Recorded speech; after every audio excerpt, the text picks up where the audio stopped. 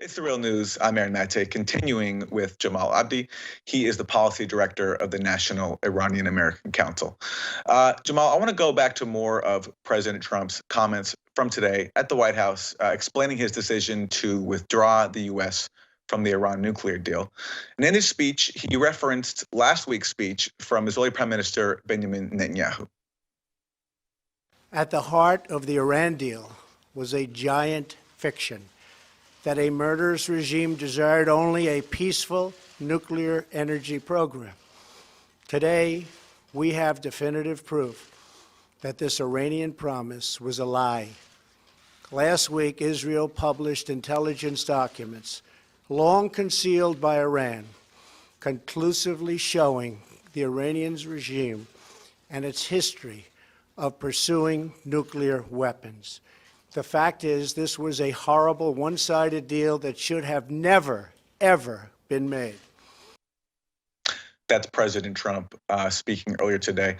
Jamal Abdi, can you talk about this claim of Trump's that somehow Netanyahu proved something new, that Iran had been hiding its nuclear weapons activities based on these documents that Israel says was stolen from Iran? Netanyahu's presentation was a very elaborate rollout for what was essentially the entire thesis for why we got a nuclear deal with Iran in the first place. I mean, he essentially was making the case that was made 15, 20 years ago about the concerns with Iran's nuclear program and the need to have verification measures in place. I don't think that there was anybody really who thinks that Netanyahu revealed anything new. And at least Colin Powell, when he went to the UN, he had a little jar of anthrax. Trump has a PowerPoint presentation by Netanyahu with no new information in it. I think it's a pretty weak justification for this move. I don't think that Trump or Netanyahu has really managed to convince anybody. It's also not funny, but it's interesting that Trump's Secretary of State, when he was being vetted by the Senate, he actually played down the Iran nuclear threat. He said, well, if we leave the deal, there's no threat. Iran's not going to race to build a bomb. And this was after years of people like Pompeo saying that Iran was on the verge of building this bomb. And now Netanyahu trying to inflate that threat. I think this is a lot of PR and nonsense. And I just don't think there's any there. There is some uncertainty, from what I can tell, about what sanctions exactly Trump will reimpose. Is he going to reimpose all the sanctions that were lifted, or is he going to wait until he faces more deadlines to make a decision on those future sanctions? Can you explain what exactly you expect Trump to do now that he's withdrawing the U.S. from the deal? Yeah, well, I thought that was really interesting today. This was sort of the most Trumpian of Trump moves. So, a lot of us thought, okay, he is going to begin withdrawing, but he is going to have some conciliatory words towards U.S. allies in Europe, maybe talk about a phasing in of sanctions to provide some time for this so-called fix to the deal to materialize, a gradual, ratcheting up of pressure, something along those lines. Instead, he just came out and said it. We're withdrawing from the deal, and the sanctions go into effect immediately. Now, there are, various logistical reasons that the sanctions will actually take between 90 and 180 days to come online.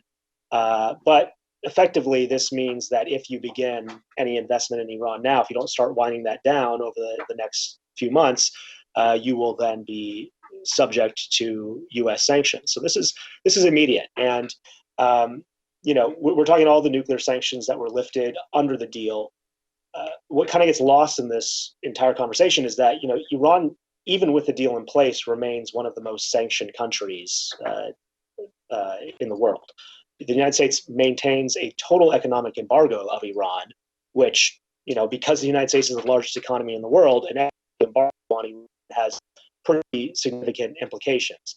So what this, though, is this means that the United States is slapping back on its secondary sanctions, which are really sanctions against other countries to prevent them from doing business with Iran. And those are going to be, according to Trump, total.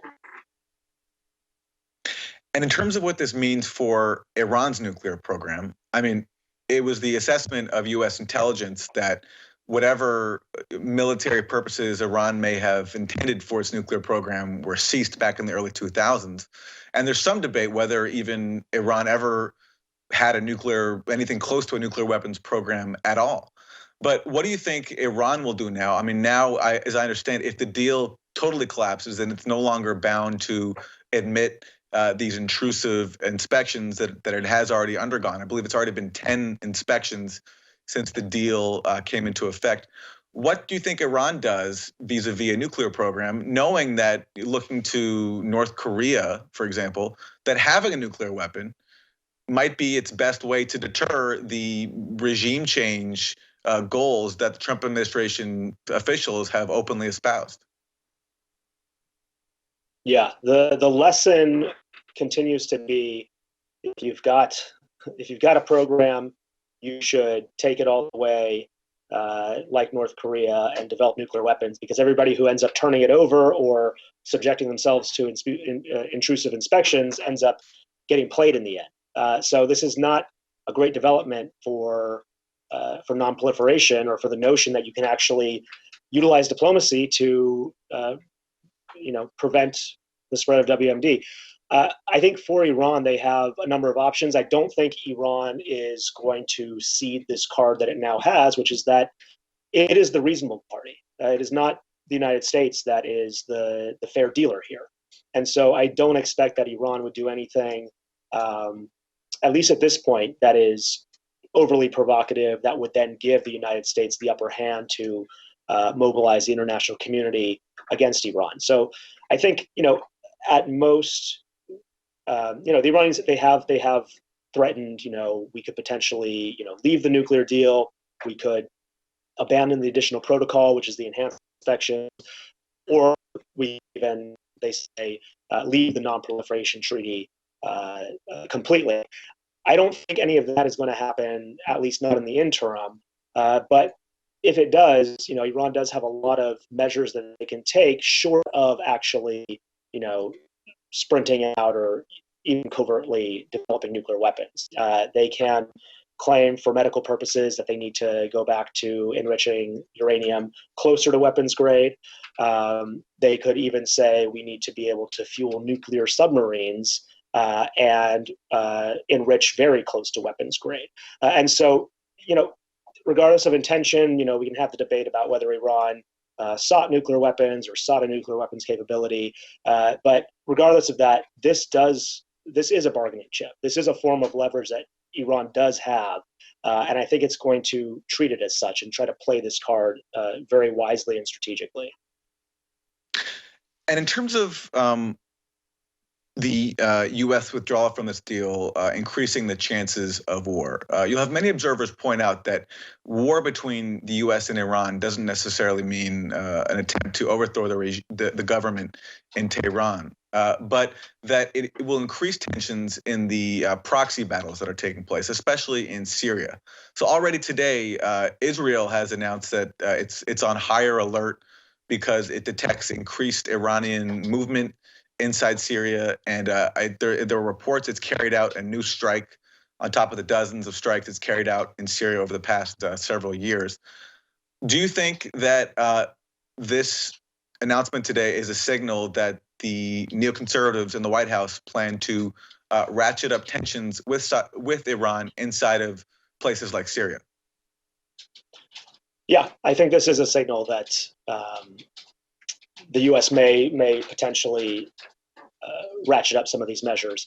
The White House, at least before Bolton and Pompeo came on board, it was sort of divided between the old hands, the sort of pragmatic hawks like James Mattis, and the people who were urging Trump to be more provocative and sort of reckless. And Mattis is still there, and I think a lot of people view him as this source of confidence that he's going to talk Trump away from doing anything too stupid. But even Mattis supports confronting Iran throughout the region and cracking down on Iranian activities and stepping up engagement of Iran and Iranian interests in the region. So I think between the Mattis viewpoint and then the John Bolton viewpoint, which is that we need to actually make regime change our policy, and that there is no negotiating with this government, which I think was pretty clear he has gotten through to Donald Trump, because that is what Donald Trump effectively said today.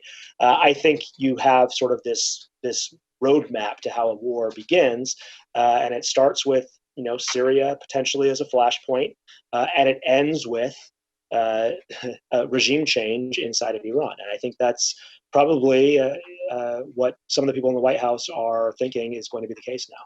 Right, and just to get up to date with what's happening, there are explosions now today being reported in Damascus. I'm reading this from the Israeli newspaper Haaretz. Explosions reported near Damascus. Syrian reports claiming that Israeli jets have entered Syrian airspace. The Israeli army announcing that it believes that Iran is preparing an imminent strike across the border from Syria. That latter claim seems to be very unlikely. The notion that Iran would strike Israel from inside Syria, when really it's been Israel, as I said earlier, that's been bombing Syria repeatedly over for several years, increasingly now targeting Iranian targets. Ever since Trump took office, the name of the game has been to try to goad Iran to do something stupid. Before it was to try to get Iran to do something stupid within the context of the nuclear deal to justify the United States leaving the agreement and being able to credibly blame Iran, which, the Rouhani government and the Iranians have very disciplined. This is not the Ahmadinejad government. They have not fallen for some of these traps. They haven't fallen for some of the provocations of Trump, essentially violating the deal, but not in so many words for many months. Now I think the name of the game may be to goad Iran to do something stupid militarily. And I don't see how it is credible that Iran would be lining up these activities right now. It does not make any strategic sense for them at this moment in time, when they have the support of the international community, to then do something provocative targeting Israel. Who knows? But I do think that it's pretty clear that Israel and potentially some of our other allies view this as an opportunity to begin to really start to escalate these things and sort of dare Iran to cross some lines, because clearly now the gloves are off. We'll leave it there. Jamal Abdi, Policy Director of the National Iranian American Council, thank you. Thank you. And thank you for joining us on The Real News.